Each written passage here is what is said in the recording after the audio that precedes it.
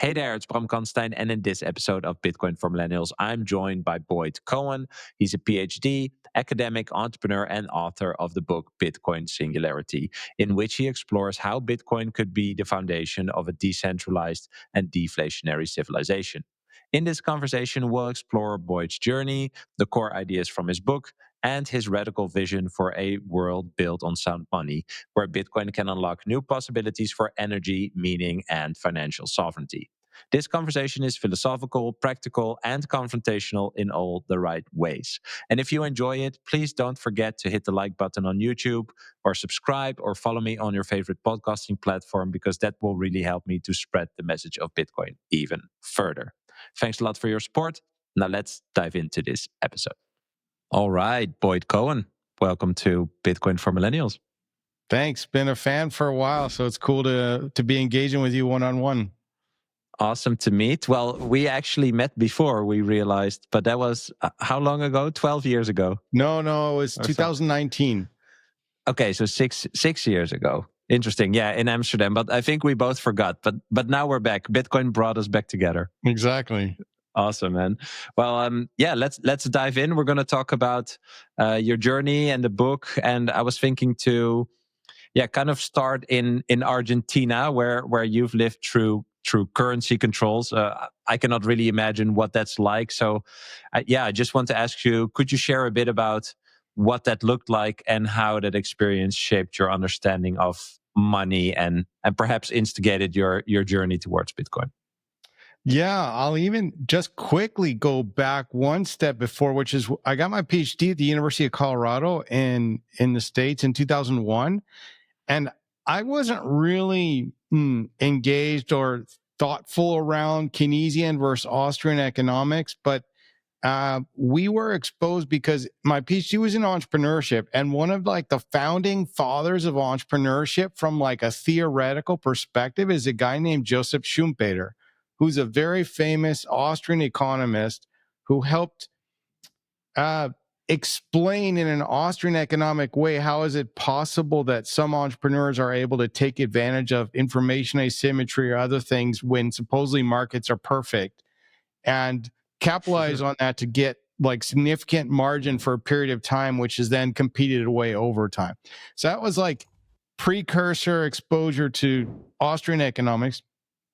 Then fast forward, as you say, to when I moved to Buenos Aires in Argentina. That was 2012. And I was a professor at a university in Canada and also a startup founder as well at the same time in Vancouver area. And I went there with my wife, who's Venezuelan, who has also experienced hyperinflation and, all kinds of economic turmoil. And we arrived to Buenos Aires with our baby daughter in February 2012. Within a month, the socialist government in Argentina launched a currency control program, Control de Moneda, I forget, it was called something like that. And basically, it wreaked hell on most people, but especially on expats. So you couldn't send money to family in other countries. That was basically prohibited. Okay. You could not get dollars out of banks. You could only get them in these areas they called dollar blue or dollar azul, which is like black market dollars, which were not at the official rate of conversion. When we moved there, we had a rental property in a really nice area outside of Buenos Aires called Olivos, right on this like harbor area in like a condo tower. And we were renting it from an owner who was Argentine. But when the currency controls came in, he said, I need to change from charging you in pesos to dollars. So I had to take cash out of the bank and then go to these black market kind of side street places to withdraw cash in dollars at a higher price. Then once I traveled with my family to Chile, and when we got there, I discovered I couldn't take any money out of any ATM, and I was freaked out. My cards wouldn't work at restaurants or stores, and I couldn't withdraw money. And I'm there with my wife and my little daughter, who is at that time maybe a year or 18 months. As a father of young children, you can understand the stress that would have brought. I was there for a work meeting and my family's with me, and I had no way to get money. And it turns out that the government, as part of their currency controls, also prohibited you from withdrawing funds from an ATM in foreign locations unless you previously got written government authority to withdraw money, and the government had the right to decide yes or no and how much you could withdraw on a daily basis. So after all those experiences, we loved Buenos Aires and we had planned to stay there indefinitely. But within a few months, we said this is just not going to work, and so we hopped across the border. I took a job at a university in Chile because it was impossible to survive that economic climate.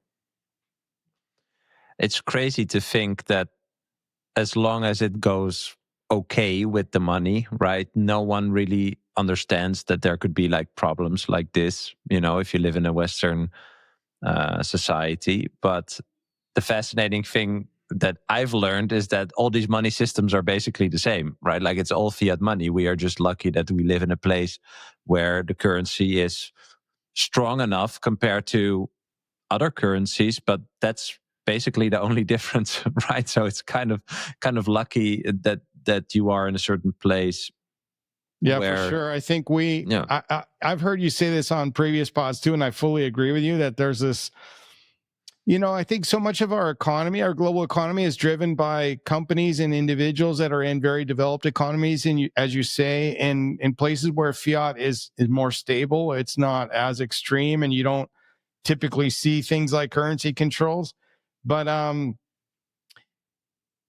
there's an inherent bias in our conversations around that, in terms of people lacking appreciation for how transformative Bitcoin can be for humans mm-hmm. in other parts of the world.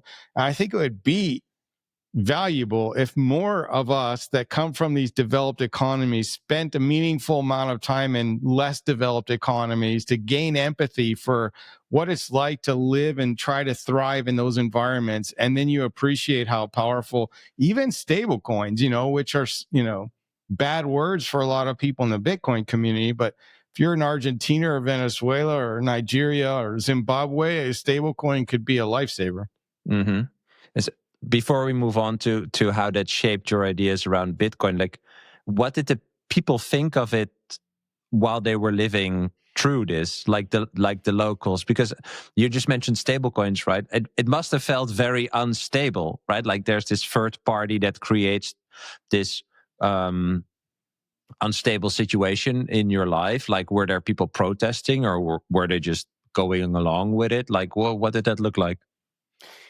I think you might be surprised. I think, Argentines are known for like surviving so many successive economic crises throughout throughout a span of 20 years. It's common that at least once or twice they have major hyperinflation and major problems. And they're very resilient, maybe too much. So where it felt like, at least at that time, obviously with Milei now, it seems like maybe there's a different mindset around it. But back then, it seemed like there was an acceptance that this is just one of the cycles of life you have to deal with if you live in Argentina. Having said that, Argentina has a very vibrant, thriving entrepreneurial ecosystem. And they've been very successful with Bitcoin and related crypto developments in the country, and that's not a coincidence. So they see those challenges as opportunities to innovate as well. So that's a nice thing, I guess. Mm-hmm. And so, how did this experience, seeing or experiencing a real fragile money system, how did that shape your understanding of what money was, or the agency that you basically need to take care of your money personally first before, the government can come along and give you restrictions on what you can do? I mean, I think to some extent, I'm going to plead ignorance on my own part, in the sense of like, despite, having a PhD in business and having had previous exposure to Austrian economics, I don't think I was extremely intellectually thoughtful about the experience I went through. It was more of a visceral thing.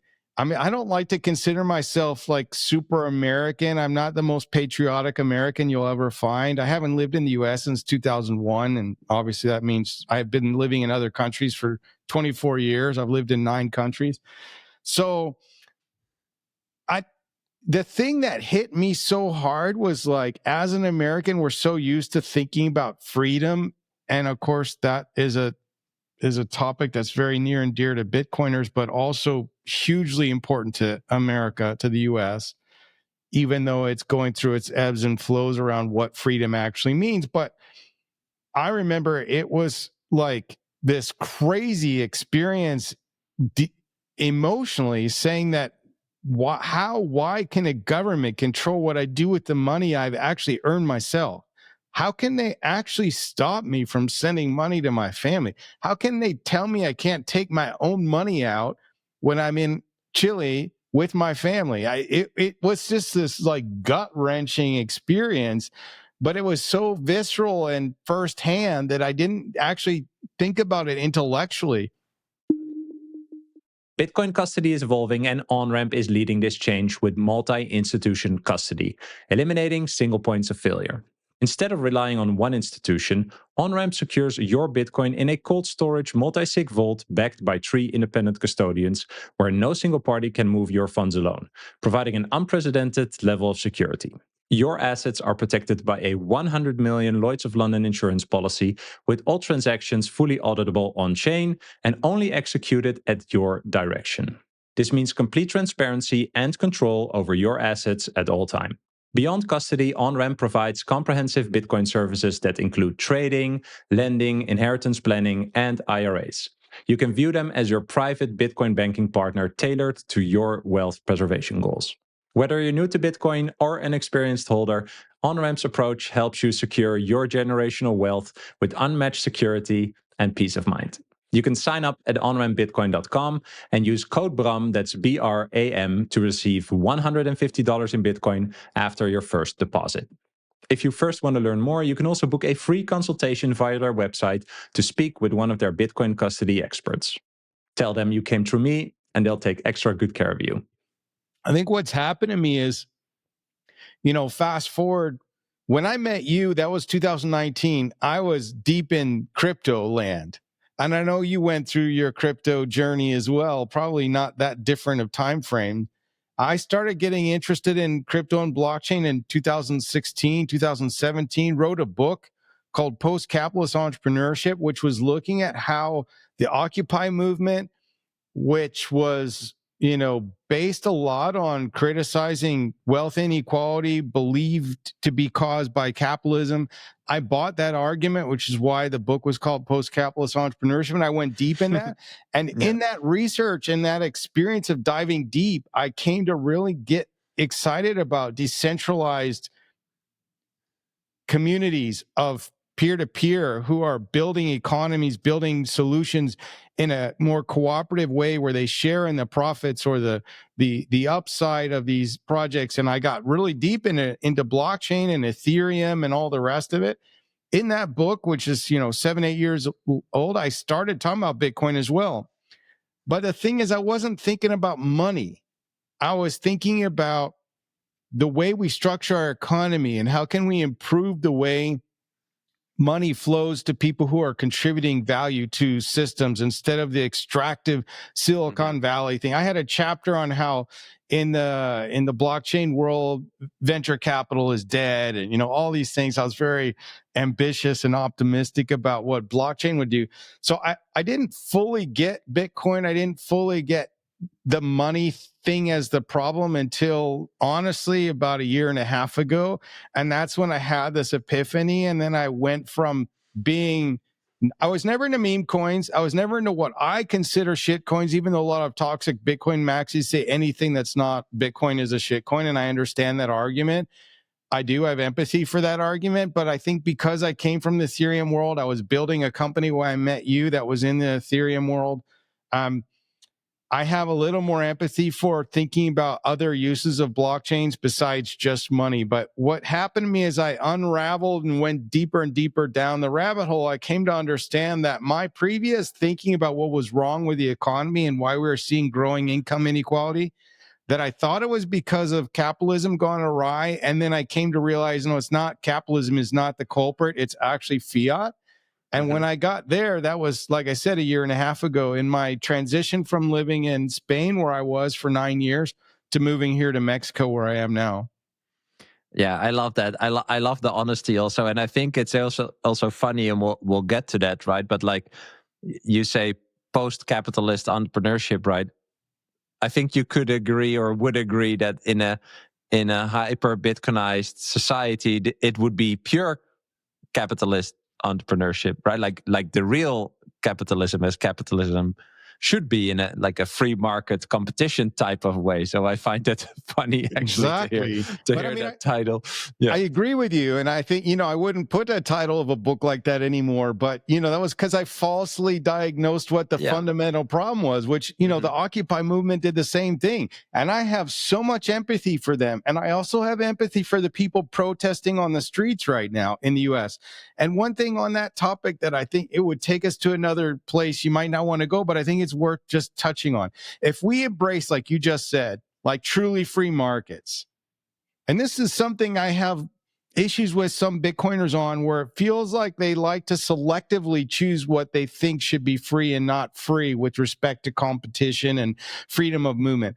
I believe that a truly hyper Bitcoinized world, and I write about that in the book, Bitcoin Singularity, towards the end, is that you see a decline in the role of the nation state, that we have freedom of money, we have economic freedom, we have freedom of speech, freedom of religion, we have freedom of movement. And that freedom of movement to me is extremely important. And I've experienced it firsthand several times as I've moved around the world, having issues getting like my spouse or my children to get visas to be able to be with me. When I met my wife, she was in Venezuela. I was in Canada, and we got rejected for her visa before we got married. And, she was a petroleum engineer. I was a university professor and an entrepreneur. Like, why is a government restraining her freedom of movement to join her partner in another country? And I know this is very controversial, but, there's so many Bitcoiners that are supporting the MAGA approach to immigration right now, which is, brute force kicking out everyone who doesn't have the right paperwork. I'm not a fan of that. I think, I don't know exactly how we resolve this, but if you really believe in freedom, then you should believe in people's right. If they're not hinging on your freedom, if they're not committing crimes, then they should also have the right to choose where to live around the world. And then I think over time, what we will see is this freedom of movement, where basically jurisdictions will compete for you, and they will offer like a SaaS. I envision it being like a SaaS model, like the basic entry model, jurisdictional fee. So some basic services every government has to provide locally, like fire. I mean, you're not going to have your own fire department for your own apartment, right? So there'll be some basic things you have to. It's like your base entry fee. You pay $150 a month for this, and you get these services. You want the medium one, which includes some level of healthcare, you pay $280, and you want the like top supreme VIP treatment, you pay that much. And in my opinion, in that world, as long as you're a law-abiding citizen and you're engaging in the free market in the way that we think of it, then you should be able to live wherever you want. And it's not about people erecting fake borders around jurisdictions saying where you're allowed to go in or not. You could be kicked out forever if you behave poorly, but otherwise you're free to do what you want. Well, I think, and we'll get to that, with AI, which is, the democratization of productivity. I'm trying to look up a previous episode I did with Katie the Russian, actually about this, and she said the same, as in, nation states will eventually, well, they are competing, but not in full force, but eventually they will compete and become kind of more like service providers, is how she talked about it. So I think it's interesting you touch upon that. So for anyone who's listening, if you want to check out more on that, check out my episode with Katie. I cannot find the number right now because there's a lot of hosting services and stuff. Like a lot of web services are down, so Spotify isn't loading. But I find that a very interesting thought, also because especially with AI and the internet and just the internet, like you said, the way that we can communicate all over the world. And the idea of the network state, what Balaji talks about a lot, that already exists. Like you can do work, apply AI for someone on the other side of the world. They can pay you in Bitcoin or stablecoin or whatever you prefer. And that is what the economy currently is starting to look like, So I do think that won't really disappear anymore, but it's interesting to see that, like you said, if you say, hey, I would love to live and contribute in this country, that you cannot do it. I think those are all like little signals, just like what you said about the government is restricting me from accessing my money, like that is showing you that it's not your money. And it's also not really, the freedom that you supposedly have on paper to move is basically also non-existent, right? So yeah, like those are these thoughts that have been so interesting on my journey, where I'm just like, why is that? It's just other people restricting you. It's just it doesn't really make sense. Like what makes it that these people can restrict you in these things? For sure. Yeah, I mean, I know we got on that side tangent in a way because of the discussion around, freedom in general. But for me, it's, Bitcoin, like a hyper Bitcoinized world. And, you were challenging the post-capitalist word versus, truly free markets and capitalism on the ultimate level. And I think when you take that forward, you think about what does that mean in every phase of our lives, in our work, in our engagement, interaction with governments, with other people. And I think I picture, and that's what I wrote about in the book. I picture a world by 2050 where a lot of us, if not all of us, are living in something like that, like truly, ultimately free markets, freedom of movement, freedom of everything we've already discussed. So I'm an eternal optimist. So we'll see how accurate I am about it, but I can see that future, and it's very exciting.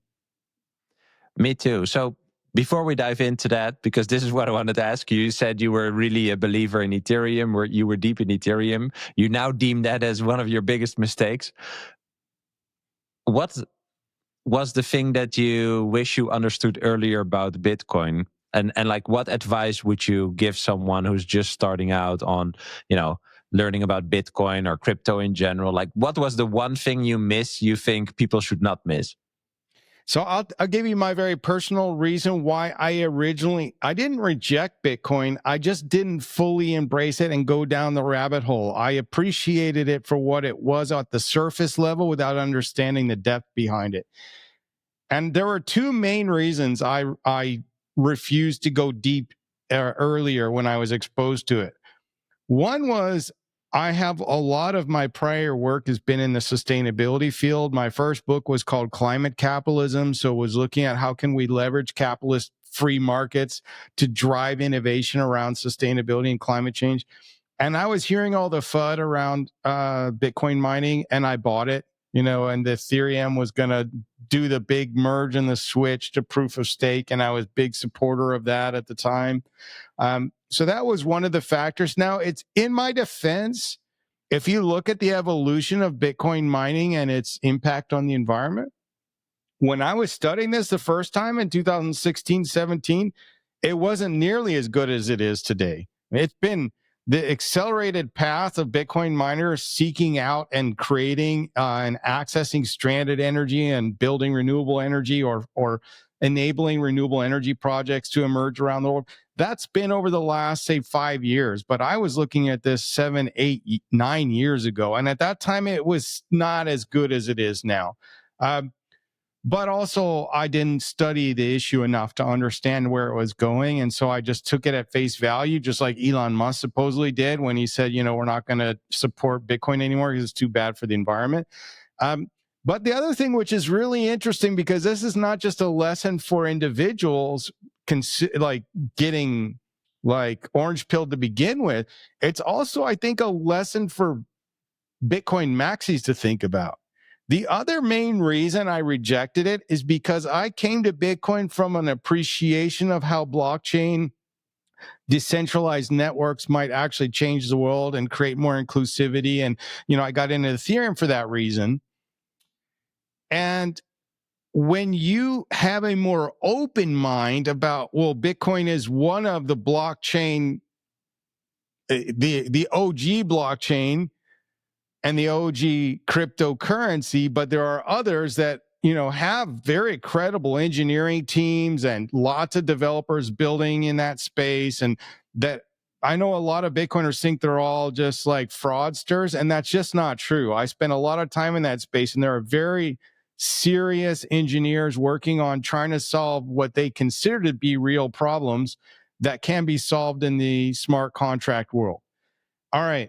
When you come from that mindset and you get exposed to toxic Bitcoin maxis, and they say everything else is a shitcoin, and they just like seem so tunnel vision and closed-minded to opening their mind to thinking about other uses of blockchain that might be well-intentioned, it turns you off. Like, I'm a person who has always seen the world as gray.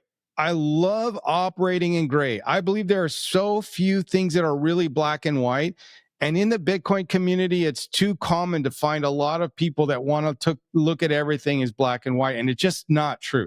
So I found toxic Bitcoin maximalist as toxic to engage with. And I'm like, well, these guys just don't have an open mind, and I don't like engaging with people who have closed minds. And that was the other reason I turned off Bitcoin. Now, fast forward, and the funny thing is, I've become a toxic Bitcoin maxi. Now, I just wanted to say they were right. Exactly. But so, no, exactly. I agree with it now, but it's when you have some empathy for people coming at it from a different perspective, and you just come across so tunnel vision and closed-minded, you turn off a lot of people that are educated and actually want to understand nuanced argument and not just throw everything under the rug. So it's like, while they're right, there's a path to sort of showing empathy on their journey to finding the truth. Yes. Yeah, I love that you share this. It's fun. I think it's a good thing to talk about, but I also think it's funny that now you know that they were right. But it's the same as with this argument, like, have fun staying poor. It's not. I once wrote a tweet about this. I hope I can remember it. It's more like, it should trigger you, right? It's not like, oh, you are dumb and you would never understand this. It's more like, okay, if you don't do the work, you're going to be poor, because there are going to be people that are going to control your currency, and they're going to debase it into infinity, and you're going to be poor. So I know I cannot change your mind, and if you're very adamant about, blockchain attempted solution number 365 or 3061, have fun staying poor. Like I think it's more about that. I do agree, because there's a lot behind that meme, for example, right? I think in essence, what people want to say is, this is quite difficult to grasp, and you need to do the work. And if you only see the blockchain part, and I also find it interesting, you say there's so many smart people there dedicating their time, they have all these ideas, etc., etc. Very true, but they're focusing on the wrong thing. I agree, but they're like I was back when I wrote Post-Capitalist Entrepreneurship. If you want to self-custody your Bitcoin stack, I recommend the Blockstream Jade Plus. I've been using this premium Bitcoin-only hardware wallet for a few months now, and I love its design and ease of use. What makes it stand out is its open source hardware and software, and Blockstream's unique genuine check, which makes sure that your device is authentic. No backdoors or compromises. You can connect with the Jade Plus however you want: Bluetooth, USB-C, or you can go fully air-gapped with its built-in camera for cable-free QR transactions. The metal case feels solid and the color screen is easy to read, and it connects with your favorite Bitcoin apps like Blockstream Green, Sparrow, and Electrum. Get your Jade Plus today at store.blockstream.com and use code BRAM to get 10% of your entire order. Let's talk about something that not a lot of people think about before it's too late. Where are you storing your Bitcoin seed words? Are they truly secure? I found my solution with Stampseed. It's an elegant all-in-one titanium plate solution with no separate pieces to lose or manage. Your seed phrase gets permanently stamped into pure titanium that withstands fire, survives water, and lasts for generations. Unlike shallow etching methods, Stampseed's patented tools help you to deeply stamp every letter for permanent readability, protecting your financial legacy. When you order a titanium seed plate from Stampseed, you can also upload a custom design or your logo to customize the back of your plate to make it fully personalized. Paper seed phrases are a disaster waiting to happen. Secure your Bitcoin with Stampseed for decades to come. Visit stampseed.com and use code BRAM, that's BRAM, to get 15% off your order. They see problems in the world. They think they've diagnosed what the core problem is, and they're trying to solve it. So what I'm trying to say is they're not all bad-intentioned actors. No. I don't think... Yeah. So I don't think that's what the maxis are saying. I think it's more about if... I have this guy on LinkedIn that replies to a lot of stuff, and he has in his bio like blockchain for good or something. And I just reply like, you don't even understand what blockchain is. Like blockchain for good, what does that mean? It's just it's a fancy database. If you really understand it, right? If you really understand it, you see that blockchain is just a very tiny part of Bitcoin. But anyway, we're getting off topic. But I think it's interesting that you share that, and I agree. I think in general, it's more about, I mean, that's what I'm trying to do here, like talk about Bitcoin in a positive way and hopefully inspire people along the way. I think people get more into these discussions when they see that someone has a very, very strong opinion for one thing and against Bitcoin, but secretly showing that they don't really understand Bitcoin, right? That I think a lot of people also find, intellectually lazy in a sense, and are like, like there's no purpose in having a discussion with you because you honestly, and this is what a lot of people find annoying, you don't understand it, and that's a horrible, horrible argument. I agree with. But you're right. I mean, it's a catch-22 because like there's 38,000 layers of understanding the onion of Bitcoin. Mm-hmm. Nobody fully understands them all. Mm-hmm. And as you get into Bitcoin at a certain level, you get it at a superficial level, but if you're open-minded, you don't think of it as some exclusively better thing than everything else. It's a contribution to the future, but it's not like the fundamental thing we need in the world. Yes. Until you really get deeper and deeper down. And then by the time you get so deep down into it, you can't see anything else, not because you're blind, but because you finally see. So you had like glasses on that, like I wear glasses, I've been wearing them forever. Like there's glasses that help you see close and see far. Like, I don't know, maybe there's a kind of glasses you have on that are like kind of fuzzy at certain distances, but you see Bitcoin at a certain level and you're like, okay, its number go up or whatever it is.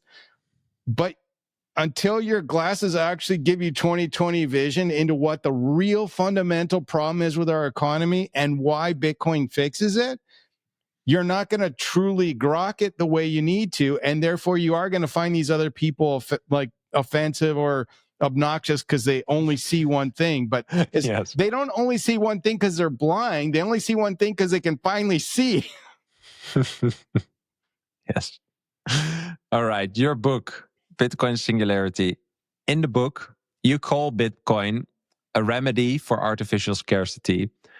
How does a Bitcoin standard change, our relationship to food, energy, consumerism you talk about? And what I take away from the usage of artificial scarcity is basically that everything is fake. Everything you think is valuable is actually made valuable in a fake way. Like it's not a, I almost want to say like a natural way of being valuable, right? It's marketed to you like that. That's kind of what I take away from that. But I'd love to hear your thoughts. Yeah, I mean, so my previous book, which is going through this crazy editorial process, so it's not out yet, is called Abundance Capitalism. So you can see that I've returned to appreciate capitalism again, and I'm not writing about post-capitalism. But the previous one was saying, okay, we have all these converging exponential technologies coming to the world. We have this perception amongst people in the space I've worked a lot in sustainability that we need to go to degrowth now. Like there's too much consumption, there's too much impact on climate from our economic activities, and we need to rethink our economic model and yada, yada. And I was like, you know what? There's a different way of thinking about this. We have abundance. We think we have scarcity, but it's not really true. I teach this in my MBA classes at Agate Business School. Let's talk about energy.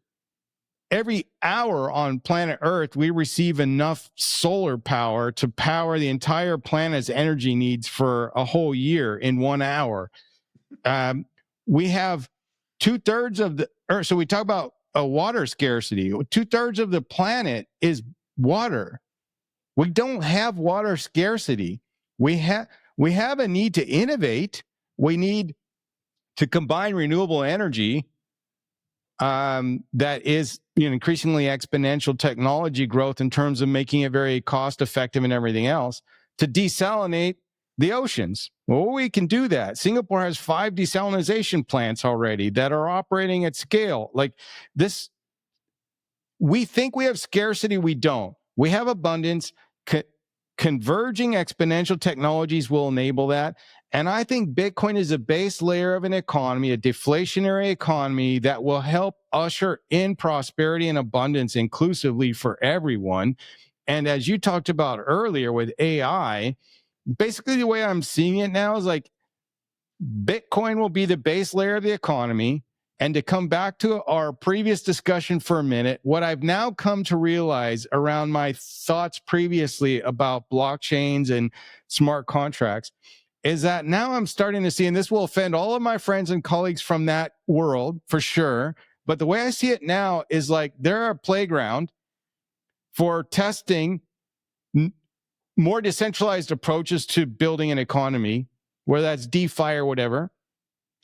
And the best solutions that emerge from there will just be deployed on Bitcoin. Why will that happen? Because Bitcoin's currently today 7x the liquidity of the next biggest chain, which is Ethereum. And, the way things are going, it'll be 100x or, 1000x.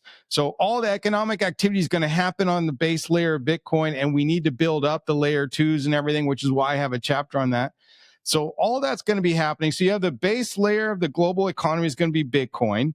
And you have AI as like this all-encompassing exponential technology that's going to transform everything we do, how we engage with people, what work looks like in the future, what money makes sense to be using in a digital world where AI is dominant. We know all these things, right? So for me, we now have, in my opinion, the convergence of the 2 most powerful technologies that humanity has ever probably created, Bitcoin and AI. And in that converging world, I believe we will see a return to an appreciation for abundance and not scarcity. We will have a deflating economy. We won't have artificial scarcity. So that's a long way of explaining kind of my view on that. And so if it eventually ends, consumerism, what do you think replaces the kind of like identity people have built around stuff? What fills that vacuum? What are people going to appreciate? You said abundance. When you were just talking, I was thinking like time. Are people just gonna explore more, like really be into nature or something like that? Like, what's your idea? You just hit on it. I think it could be some kind of back to the future where we have more quality time with our families. AI is going to be a powerful tool in that, obviously. Like we think we have to work 40, 50 hours a week for 50 years. But when you combine AI and Bitcoin, that's not the future we're building for ourselves. So we're going to have more free time. And I think we'll be able to pursue things we're passionate about, hobbies. I'm really into mountain biking, so I'll do that more frequently, in that kind of future, and feel less need to be in an office or whatever. I think experience, in the end, I was watching this. I don't remember what it was. It was just the other day. It was just talking about how, like, people think that buying crap is what like feeds their heart, and it doesn't. It's like an instant drop of dopamine that lasts for like 30 minutes, and then it's like you forget about it. Somebody leaves the clothes in their closet they bought at a store, and they haven't even taken the ticket off, and it's still in there 6 months later. So it's this dopamine rush from buying something you don't even probably need, or is crappy materials and won't last long, whatever. And I think that will switch to things that are really fulfilling your heart. And that is pursuing your passions, spending more quality time with your family, and experiences, whether that's traveling around the world or, taking your kids on a hike in the mountains. That's the future I can see. Yeah, I would agree.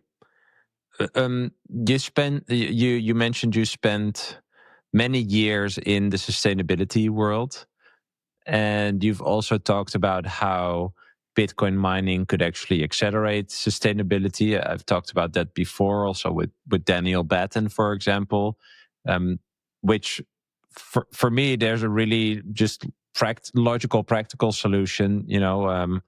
Bitcoin miners can just consume any generated energy that's not sold to the market, and therefore you can increase the ROI of any renewable energy source that you're using, basically, right? Whether that's solar or wind or hydro, it can just run whenever the sun shines, whenever the wind blows, whenever the water flows, basically, right?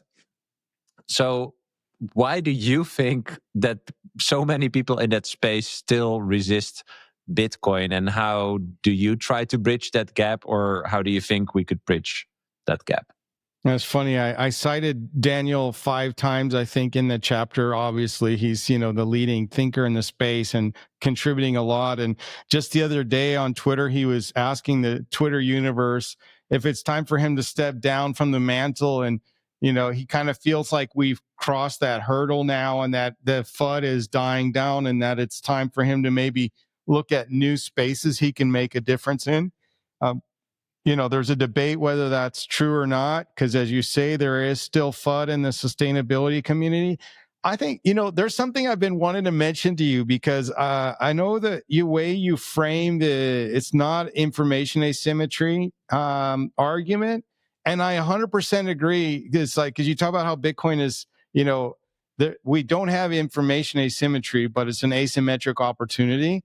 Mm-hmm. And I've come to conclude something very similar but slightly different. We have paradigm asymmetry.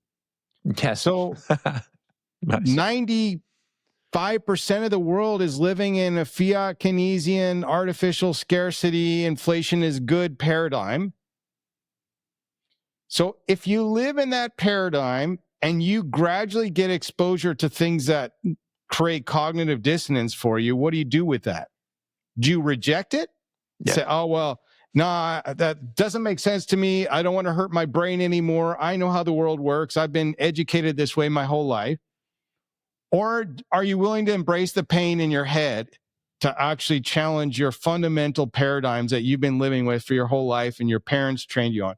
And so the reason why I'm referencing that in this context is that I think the majority of sustainability professionals who still cast FUD on Bitcoin are in the wrong paradigm still.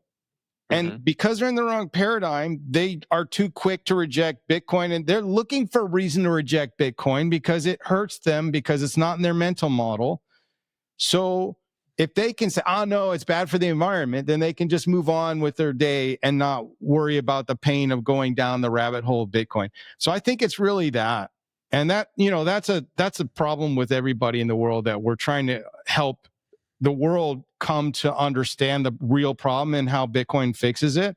And it takes different logic, different argumentation, different evidence is required to spark somebody to actually go through the pain of the paradigm asymmetry and find the other paradigm. I would say that the fact that people would find it so hard to switch or see this other paradigm, Jeff Booth talks about it a lot, but it is the fiat enchantment, like you said, right? It's just so strong. That's why maybe also the Bitcoin maxis are so maxi, because they realize that this is the biggest battle that we could fight, in a sense, right? The battle for the money. Because once you realize that these 95% of people are not necessarily unintelligent, it's funny. You have a PhD. I talked to a guy in Vegas who mentioned to me, I have a PhD from Stanford. I've worked with 3 Nobel Prize winners. And you just explained, I talked to him for like 2 hours, and you just made me realize that this is not about intelligence. Like, all these smart people are not into Bitcoin. So and it blew his mind. He was silent. He was like, this is pretty effed up. He was like, I don't really understand what is holding them back from understanding what I've just learned in these 2 days that I've been here and been talking about Bitcoin, for example. So I've thought about this a lot, because it's such a common refrain in Bitcoin. Like, it's not an IQ test, it's an ego test. I think you might have even used that phraseology in the past. The layers of the onion you have to go through to change your paradigm, as we just described, to grok Bitcoin at a fundamental level, to understand that fiat is the reason why we have income inequality. It's the reason we have crap food in our society. It's the reason why, all the problems we know that exist in the world that could be fixed with Bitcoin. But to really get that, there is some intelligence required. It's not that easy for somebody who's not very educated to actually grok all that. And then I think what it is finding other metaphors, analogies, and explaining it in ways that are more approachable for people that are not necessarily highly educated. They can get it, but you need to speak at a level with references they can understand that affect their daily life, and show them what a Bitcoin world could do for their life. I think we can get there, and you don't have to be a rocket scientist or a PhD. And I will say, I got advice on my book to take PhD off, because I often have Boyd Cohen, PhD, like in my LinkedIn profile and stuff. And I don't even have it on my book anymore, because there's a lot of Bitcoiners in particular who have like this negative visceral reaction to people with PhDs, because we're presumed to all be like old school ivory tower, like intellectuals, not really grounded in the real world of what's happening. And I will say on that, I mentioned this to Robin in a podcast, Robin Sayers, recently, that, when I was first trying to orange pill my colleagues at the business school I'm at now, I mean, it's shocking. You have all these extremely highly educated people in business, which is not economics, but it's adjacent to economics, right? One of the first conversations I had was with a colleague who's been a faculty member for 30 years, has published, 100 articles in peer-reviewed journals. Nothing to do with economics directly, but in business. And I'm explaining why Bitcoin is superior to fiat in a very, I'm starting at the top layer of the onion. And he's like, wait. Before you go on, please explain one thing to me. What is fiat? Can you believe that? I think you should repeat what you just said, because this is what people need to understand, right? In multiple ways. One, if you are into Bitcoin and you think you figured out Bitcoin to a certain degree, realize that you actually know what you have figured out, right? Like, you can trust yourself, and this is your opportunity. In a way, it's also quite sad, though, because people in my shoes around the world, not just for themselves and their family, but they're teaching hundreds and thousands of future professionals and people in universities, and they're not like, I taught a course last semester on sustainability and technology, and how technology can help us get to abundance, as we just talked about. And I had one of my 9 sessions just on Bitcoin. And of course, my students are not expecting a session about Bitcoin and sustainability, because, it's not what most people think of. And the students loved it. They wrote me after, says, amazing. Can we do another 3 hours outside of class? Because they wanted to go deeper down the rabbit hole, understand Very about cool. wallets and all these. I mean, it was awesome. But they told me they never heard the word Bitcoin once. And they were in their last semester of a 3-semester MBA program. They never even heard the word Bitcoin in a class setting. I don't mean they'd never heard about it in their private life. No other professor mentioned it once in any class. I don't mean like they spent 3 hours. There was no professor even used the word once in any class. I mean, it's fascinating, right? Like, if you are into business, finance, economics, then this is probably the biggest technological thing that's going on in your field of interest, in your professional field, right? In your life, I would almost say, this paradigm shift is happening. And so, yeah, I think it's astonishing, actually. Like, I'm in this Telegram group, I get into discussions with like financial journalists a lot. And I just say this is the most important thing happening in your field. And you either have no clue about it, or you're writing malicious stuff about it that shows you have no clue, or you studied it and you chose anyway to write malicious stuff about it, which is equally as bad. Worse. But again, if you're listening, this is your signal. You're still early. This is what I really think. Like, that's why I just use the word entertaining. Like, I find it entertaining. I find it entertaining that a random internet nerd like myself has figured this out, and these people whose job it is have not. Right? They cannot handle it, and so I think the reason that's the case is the paradigm asymmetry problem is harsher for people who've profited deeply from and been engaged in the old world, the old paradigm, to such an extent that they went through undergrad, master's, and a Ph.D. and have spent decades in that world. I'm not making the argument that some do, that all universities have been basically corrupted and been forced to embrace Keynesian because of the way funding flows. I've spent 25 years in the academic world off and on, because I've also been an entrepreneur. And I don't recall ever feeling like that is true, that, there's this freedom of thought and freedom of research that's very pervasive in the academic world. And you can research and teach whatever you want. No one has ever tried to tell me otherwise. Okay, so I don't think it's that. I think the paradigm is so ingrained in them such that the cognitive dissonance they have to overcome to change paradigms is just so hard.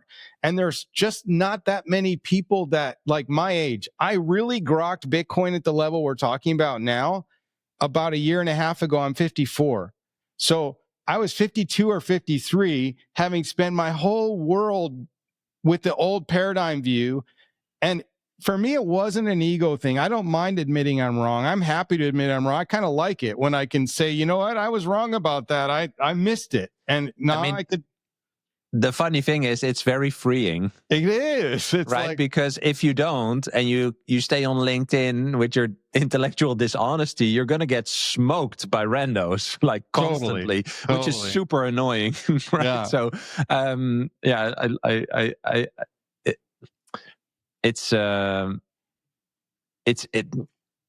so when you look back, because if you think about like the academic mind, isn't that the person who loves to research, who loves to have hypotheses, right? And as a goal, goes on to do research to see if they are right or wrong, and if they have to adjust, right? Like, isn't science or an academic approach in that way actually really focused on, I'm going to see if I'm wrong. If I'm not wrong, that's actually the signal for continuing what I'm researching here. So I would argue, I mean, that's a super logical conclusion to have, but I would argue most academics operate more in like what people would refer to as a positivist mentality, which is basically they do research to reinforce their own assumptions. And they look for data and they design studies in ways that validate their worldview. They're not actually trying to do research that challenges their worldview. they don't even necessarily know how to conduct a study in that way because their mind is so focused on, okay, I believe there's a correlation between this and this. I want to go prove it. So then they go and set up a study to see if they can prove it. Now, most academics, I don't know what percentage, are open to data that demonstrates they were wrong. So, I believe there's this positive correlation between this and that. I'm going to go find out, but I think it's there. And they look and they try to play with the data until they get it. But if they can't find the data that proves it, then they're willing to admit, at least they'll say that, this study, maybe it had limitations, but was unable to conclusively find a correlative relationship between this construct and this one. So they're looking for validation. They're not looking to challenge the worldview. But I would say, I think the majority of my colleagues throughout my life would not be resistant to new information that challenges their worldview if it was credibly presented in ways that doesn't come across like a toxic Bitcoin maximalist. Like, don't just tell me my view's right and yours is wrong and you just don't know what you're talking about. Tell me why I'm wrong. Give me the fundamental. What are the first principles that I'm not seeing the right way, and help me see it your way. I think a lot of academics have an open mind to an extent and could embrace that, but it's not the way they're used to engaging with the world. Yeah. Again, fascinating and entertaining. I think it's really nice to touch upon this because it just shows that it's hard to understand, and you really have to open your mind. And it's yes, you have to be somewhat intelligent and curious and intellectual to a degree, but you don't have to have 130 plus Definitely IQ to understand Bitcoin or any of the credentials that the traditional world would deem relevant. Credentials are useless in grokking Bitcoin, that's for sure. In fact, they're probably detrimental. The more credentials you have, was basically what we just said. There's an inverse correlation to how many degrees you have and the likelihood you get Bitcoin, I think. Yeah. Yes, I think so too. All right. So if we move to, this if we transition to hyper Bitcoinization, if we move to this Bitcoin singularity that you describe as both being inevitable and radical at the same time, what does the collapse look like in your view? So we move from one paradigm to the other. Not everyone is going to move voluntarily. Some people are going to move forcibly because they just have to. Other people will stay behind. What does that look like, and who leads the rebuild in that sense? Oof, those are some great questions.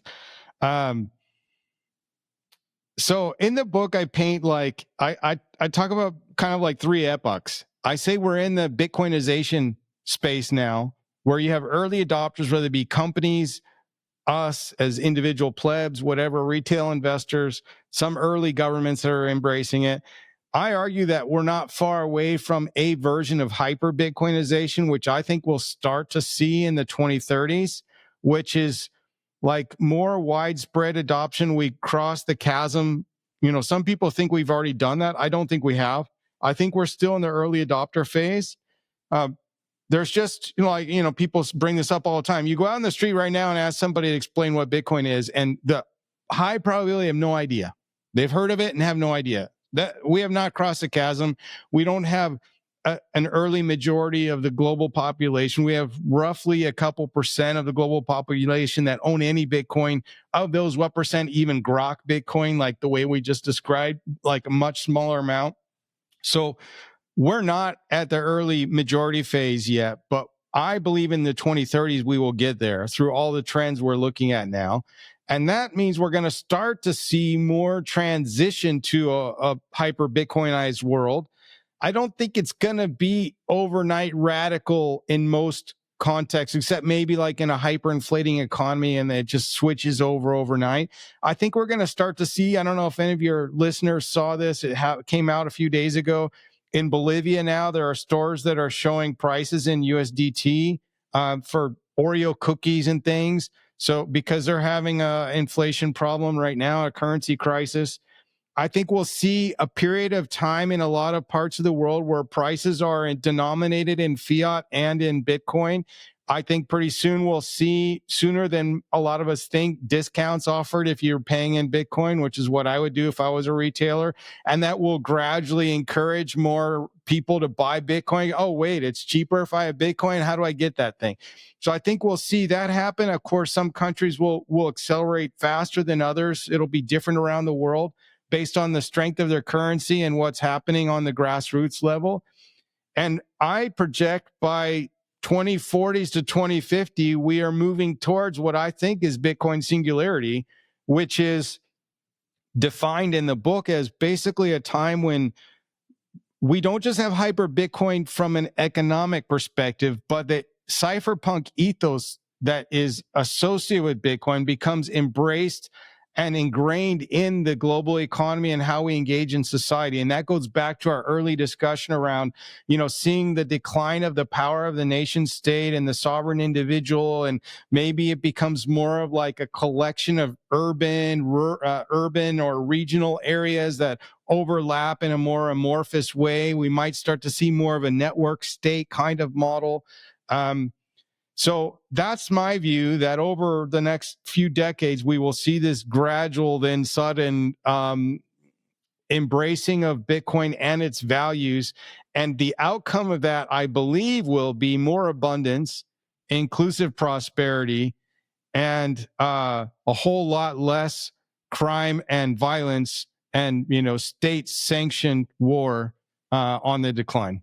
So if fiat then eventually collapses, and we understand that fiat is basically legalized theft of our time and energy, do you think there would be some sort of economic justice in a hyper Bitcoinized world, like reparations or something? What's really interesting about that? It's not a debate yet, but my brother sent me, because he knows how deep I am in Bitcoin. He sent me a LinkedIn post from today about a guy, or yesterday. There's a very articulate but misplaced critique of Bitcoin is just accelerating. His take was he owned Bitcoin back in 2017 and was buying it for a while, and then he sold it all. And now he's got a different take on Bitcoin. Obviously, if he did that, he doesn't grok Bitcoin. We know that. But his argument is basically that it's going to be even worse than today's rich get richer. That basically Bitcoin is being accumulated by a small group of actors, and the rest of society will be the poor indentured servants, just like back in 1,000 years ago in kingdoms. And he's missing a lot of key points about that. All your listeners will understand the argument. So I responded with an 8 or 9 point argument why his reasoning is flawed. But what's going to happen is, we're going to have a whole new class of elite wealthy. The Bitcoiners of today who've been stacking or OGs, they and their families are going to be able to live like kings. But if they have the cypherpunk ethos, they're not like pro-nation state, divide and conquer, war-mongering people. They have cypherpunk ethos. Those wealthy people will be way more empathetic and, I think, supportive of the broader global community of people that have more or less. On top of that, as we already know, and I articulated in my response, we already know that in a deflationary economy based on Bitcoin, with AI being productivity-driven deflation, we will see, wealth and prosperity for everyone. So it won't be selective for those who've just been stacking. Of course, those that have been stacking are going to have crazy wealth they can't even imagine, in my opinion. But even those that haven't, and they're forced to adopt Bitcoin because there's no more fiat, they will live a way better life than their predecessors have. Exactly who leads in that world? I actually would like to believe it becomes a meritocracy, whereas right now, well, we know governments are corrupt, and a lot of the political elite are just from the inside group, and they have the wealth already, and they're just controlling their wealth, protecting their wealth. I'd like to believe we see a meritocracy, and it really, like, who leads will be whoever is innovating and bringing good things to the world will actually be rewarded for it. I mean, that's why I said a pure capitalism, at least from my understanding what capitalism looks like. I use the cookie bakery or the cookie store analogy a lot, right? Like we both have a cookie store, but my cookies suck and yours are better. Than people go to your store. And because we have Bitcoin as an underlying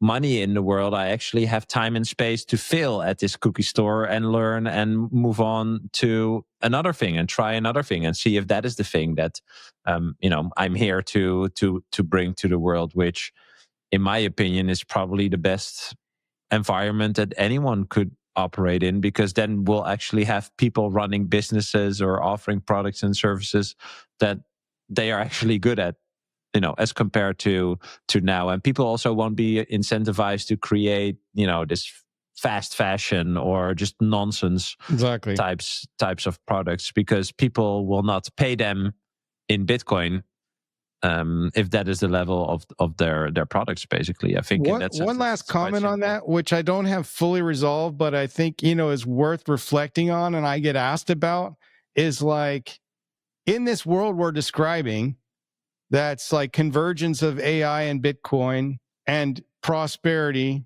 isn't there a path where people can just pursue their passions irrespective of how much money they generate or Bitcoin they generate from it? And can we envision a world where maybe your passion, like I said, I'm passionate about mountain biking, maybe there's no way to monetize it and I don't care, because I have acquired some Bitcoin through my effort and time, and that affords me the life I want, because every day my Bitcoin is worth more than the day before anyway. So I'm not forced to be on a rat race trying to find a way to compete with your cookie store with a better one, or, oh, well, that didn't work, so I got to launch another business till I find, I think I'd like to believe the future we're describing is one where people's like passion and drive align for the betterment of themselves and the people around them. And in some cases, that results in transformative innovations that change the entire world. And for others, they're just happy living their life and not maybe adding much more to society, but not draining on it either. I fully agree. I think abundance kind of gives you optionality. And if you enjoy, so maybe like the gap between the haves and have nots will perhaps grow, but the have nots have a lot. Or you know what I mean? Like their baseline Exactly. is huge, and you will have stuff when you do work. So you have the optionality to do the work and try stuff out, and maybe fail sometimes, maybe succeed sometimes. But when you are then actually able to add something to society, you will also be rewarded logically more than someone who's just mountain biking all day, who's never judged because they are mountain biking all day. But that's just how it goes. Yeah, I'd I like to. wonder what people think of this, actually. Yeah. Oh, I think what you just said, like, sparked something for me. I'm curious what you think, and the listeners too. Most of you probably familiar with Maslow's hierarchy of needs, right? Mhm. And what you just said to me felt like, so the ultimate level Maslow's hierarchy of needs, which is basically a model for those who aren't that familiar, saying like they're a pyramid of needs that people have before they can achieve their greatest and best optimal life, basically. And that top of the pyramid is called self-actualization. It's like when you really find who you are, what you are, and you are at peace with your place in the world, you're present, and you're happy with where you are. Well, one of the debates we have a lot over the decades around what's wrong with fiat is that the base layer of needs like shelter and food and basic quality of life are not being met by a growing number of people, Yes. despite working a crap Yes. load of hours. Yes. So Yeah. if you can meet your base level needs and get to your higher level needs and get to self-actualization, we can envision a world where you could do all those things and not be a slave to anyone. And maybe you are self-actualized mountain biking every day, or walking every day, or I don't know, painting without selling it to anybody. But you can get to self-actualization without being a slave, because we live in a prosperous, abundant world powered by Bitcoin. What would a roadmap look like? Like, what would be your first 3 steps for a transition like that? Your top 3 priorities? for the transition to go from like Bitcoinization to hyper Bitcoinization, or where in the journey are you referring to? Yeah, so the transition between, well, I would say what we're in now. What do you think are the three things that could accelerate our path towards hyper Bitcoinization? Not all of them are positive. I know I'm an optimist, but I think we're going to see sovereign debt crisis of a major economy. Could be Japan, could be US, could be Germany, could be any of them or all of the above. And that is going to just accelerate things in terms of global market awareness and recognition that this paradigm asymmetry problem we have needs to come down. More people will say, well, something, it's like for what we talked about before, like a lot of us from the developed world, we don't have experience living in hyperinflation and currency control. And so we don't have respect for how Bitcoin can really change the world in that regard. Even if it doesn't happen to us in our country, like we tend to think, oh, well, that's just like for poor people in the South, right? But when it happens to Japanese people or, Germans or Americans, even if you're not American, it would raise your awareness level big time that something is fundamentally wrong. I think when we see the first sovereign debt crisis, it's going to have contagion all over the world. And it's going to accelerate recognition from leaders, political and business leaders, as well as from plebs around the world that something is fundamentally wrong with the economy. I mean, it's like, Saylor always talks about you find Bitcoin when you need to find it. And something like that will make more people realize they need to find it. And we will have by that time, well, I don't know, that could happen very soon. But we're seeing much more evidence of the power of Bitcoin, grassroots and circular economies, and whether it's Steak and Shake adopting Bitcoin and demonstrating that it's working in terms of attracting more customers. They just said they're saving 50% of their transaction fees from the Bitcoin transaction. So when you start to see this happening, more and more corporate adoption around the world, well, shares are held by people and institutions and pension funds and all that. So it's starting to have this contagion effect in a positive way, but we might need a negative driver, in my opinion, to really accelerate our path towards like crossing the chasm. And it's happening. We know it's going to happen anytime soon. The big print or whatever it is. People like to guess like, well, what about Bitcoin getting to a certain price? That's going to do it. And you hear about this all the time. People say, oh, when it hits 100,000, everybody's going to want to buy it. And that hasn't happened, right? And I had somebody recently tell me 150,000 is the number. I'm like, no way. If 100,000 didn't drive massive retail interest, 150 isn't either. I think it'd have to be $1 million Bitcoin before people like the average plebs like, what? It's $1 million for one Bitcoin? Now then we have the unit bias thing, and we'll have to address that, which is a different question. So I think it'll be, NGU combined with, negative economic shocks that are coming.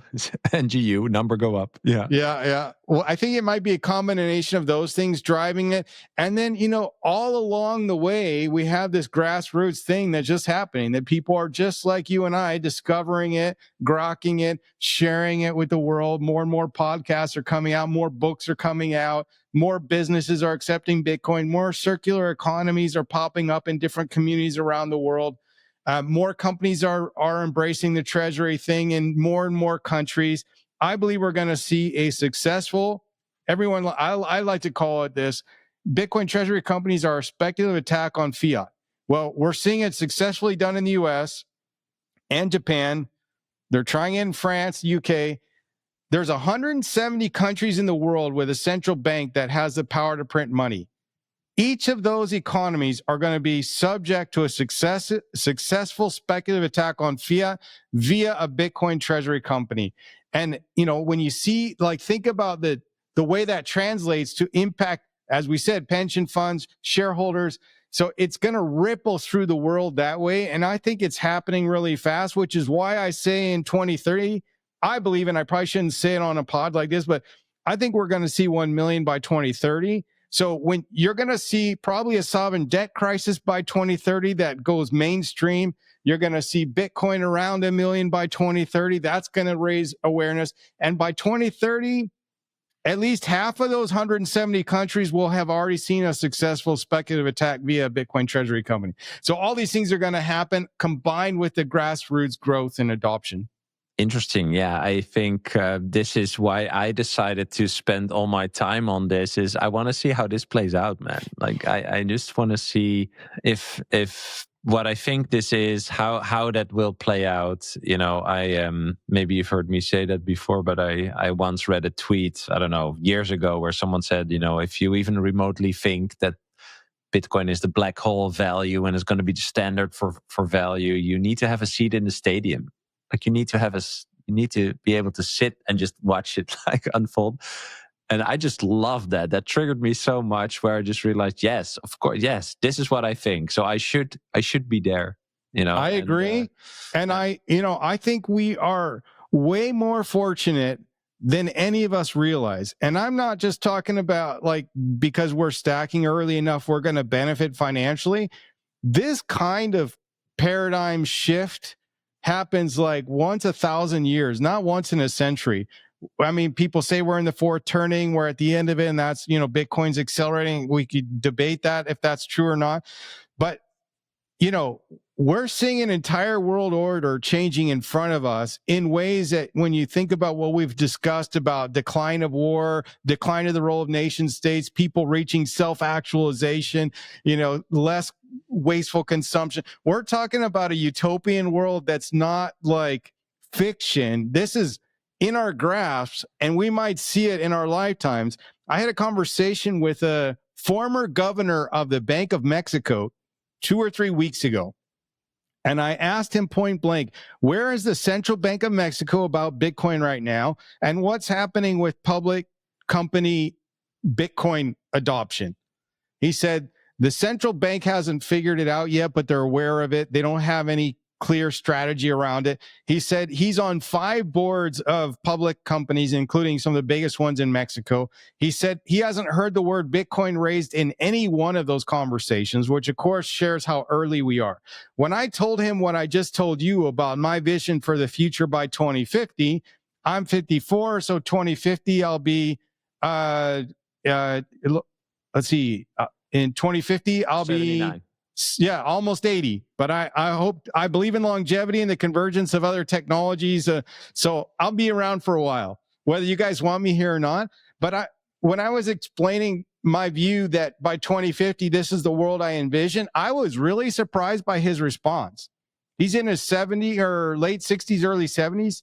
He said, Boyd, I won't live to see it, but I believe you will. And that was interesting because he's a former governor of a Bank of Mexico, and I'm explaining this hyper-Bitcoinized, Bitcoin singularity world. He said, that is the world we're going to. I just probably won't live long enough to see it. So you are all in on Bitcoin, but is there still a question or something you're still wrestling with that you don't really understand yet, or that, just constantly comes back, or when you look ahead like this, for example? I think the biggest thing I still like intellectually struggle with in this is exactly what does the future of lending look like?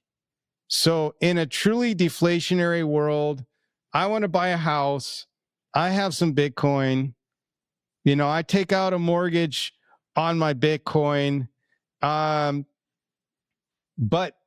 if it's truly a Bitcoin world and things get cheaper all the time, and every year I'm probably making less Bitcoin, but my Bitcoin that I received to buy the house today was at today's price, is not 10 years from now. So supposedly my house is has gotten cheaper over all this time, but my debt hasn't in Bitcoin denominated terms. And I've done research on the different ways this can work and how it worked in the past on a gold standard. And I'm not totally convinced I have a full picture on whether that for individuals needing a loan for something to or to start a restaurant or a company seeking out loans when we're in it's easy to see how we can manipulate fiat right now. That's what the Bitcoin treasury companies are doing. That's easy. When you're playing between Bitcoin and fiat, that's an easy path. But what about when we don't have fiat anymore and we're all on the Bitcoin standard? That's like an intellectual thing I'm still struggling to totally envision how that happens. It's really interesting because I had a fascinating discussion with Gary Cardone and Alan Netowski. He's going to be on the pod too in Vegas, where Gary said, so if I lend you 10 Bitcoin to do, whatever, I'm the lender, I'm lending you 10 Bitcoin. And I say, this is 10% interest or let's say 5% interest. Where are you going to get the 0.5 Bitcoin from? And that's just a really good question, because if everyone is very diligent, or you can call it stingy, with their Bitcoin, how is a person that's borrowing Bitcoin going to acquire more Bitcoin to pay back? Exactly. Now, I've heard the argument in which I buy, that one path for this for business is that we'll probably see it'll be more collateralized lending, and also that the lenders will be more like equity investors, and they will take either a revenue stream or a piece of your company, and there won't be traditional lending that we're seeing in the fiat world. I can see that. And then people can make the argument, well, if it's a private house, then maybe what happens is you never fully own your house. You own a stake in your house, but so does the entity that provided you the loan, and therefore you're not on the hook to pay back all of the Bitcoin. But then it's like, if it's a home and it's declining in value every year in Bitcoin terms, then why, as the lender, do I even want a piece of that home when it's declining in value and I'm paying in Bitcoin at today's prices? So those things I struggle with. I mean, a lot of the answers are, well, you'll see less of that kind of lending, and people will just save up and buy a home in Bitcoin, entirely in Bitcoin. Yeah, could be. My dad read the book. He's 83. He's a real estate agent, and he lives in the US. He's very curious about Bitcoin because there's so much discussion about Bitcoin. He voted for Trump, and so he follows what's happening in that space, knows Trump's supportive of Bitcoin, but he didn't know anything about it. He read my book, and he's a part-time real estate agent. And, his first reaction was just amazing to me. I couldn't believe it. At 83, he was a lawyer his whole life till he retired. And he's like, I get it. I agree. He said, his quote was, everything and everyone should be on Bitcoin now. I'm like, how is that possibly changed his paradigm reading one book? I felt good that my book must be good then. But amazing. He lives in Vegas. So he read the book before I got there for the conference. I took him to dinner near the conference the first night, and he's grilling me on the book on all kinds of questions he wants to unpack. And he asked me a question, and I actually referenced the real estate guy that you have interviewed on your pod from your region that has Leon. Yeah. He's got great content. But my dad asked me a question that I didn't have the best answer for, and it goes to the point you just brought up as well. He's like, okay, I get it. I see where we're going. I see why real estate is going to get demonetized by Bitcoin. I don't know why. I'm using his words now. I'm not sure why anyone would deal with all the crap of buying a property, renovating it, paying for the taxes, fixing things that go wrong, dealing with tenants that break stuff, yada yada. Why would you do that? Bitcoin superior. I get it. I'm bought in. But he's like, doesn't this mean there's going to be a decline in rental property around the world? Because in my book, in that chapter, I talk about how we're going to demonetize real estate with Bitcoin. And as a result of that, we'll have more affordable housing than we had before.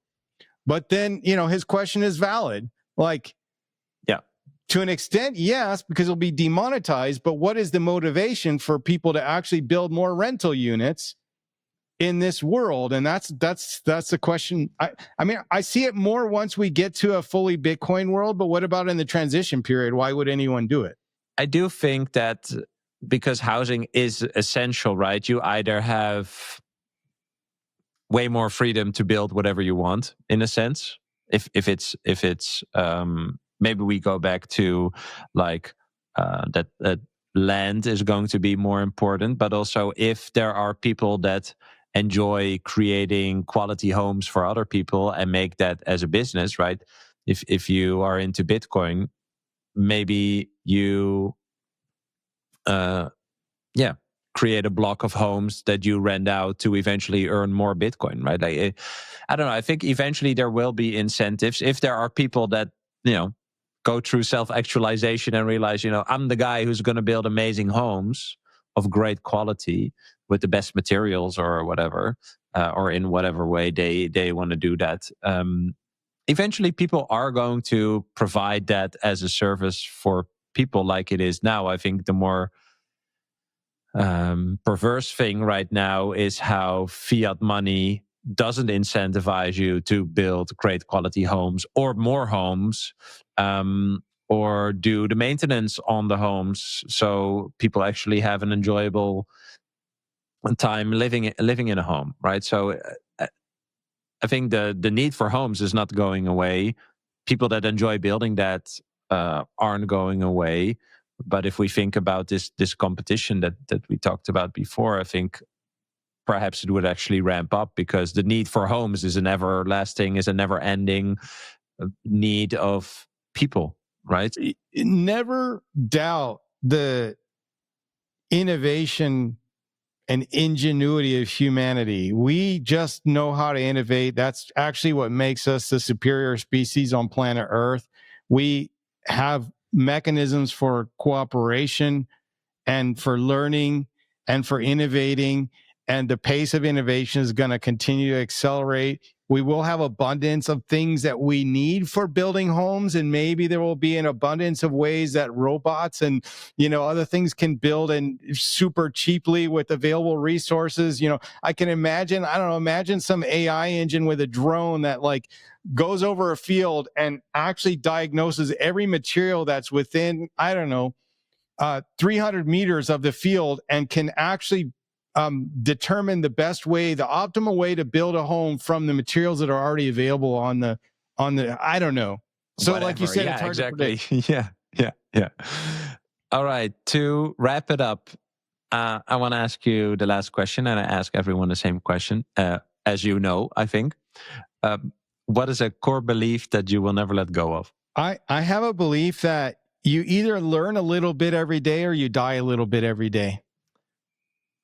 It says learn every day. I did not know that, even though I've listened to agree more. I didn't know that. That's a tattooed on your arm. That's how serious you take it. But yes. I think this goes back, just to close the topic from today, is like this paradigm asymmetry thing, right? Like if you embrace learning like we've talked about, and you enjoy learning, you even enjoy finding out you were wrong about things, then you will land on Bitcoin the way we have, and you will be part of this revolution. And the people that don't want to challenge their own frameworks, their own mindset, their own paradigms are going to be stuck, and they're going to be forced into it, but much later, and they will have a more painful journey. Yes, I fully agree. All right, man. Well, thanks so much for this great conversation. And yeah, man, very excited for you to have shared your thoughts, and I hope people enjoy it. So thank you. Thanks, Bram. Cheers. I hope you enjoyed this episode. If you did, you can click here to find more just like it, and click here to find all Bitcoin for Millennials podcast episodes. Also, please like this video if you want to help shine a light on the message of Bitcoin, and subscribe to my channel to stay connected. I hope to see you for a next episode.